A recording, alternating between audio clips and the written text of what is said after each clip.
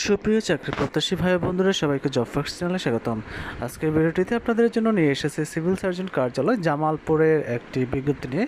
আমরা দেখতে পাচ্ছি সিভিল সার্জন কার্যালয় জামালপুরের চূড়ান্ত ফলাফল প্রকাশ করা হয়েছে। আপনাদের জন্য চূড়ান্তভাবে মনোনীত প্রার্থীদের রোল নম্বরগুলো দেওয়া হলো। কারো রোল নম্বর বুঝতে অসুবিধা হলে কমেন্ট বক্সে কমেন্ট করার অনুরোধ রইল।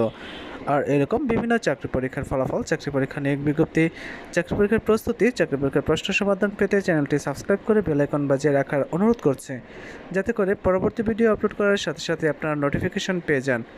এছাড়াও চ্যানেলটি লাইক ও শেয়ার করার অনুরোধ রইল। ধন্যবাদ সবাইকে।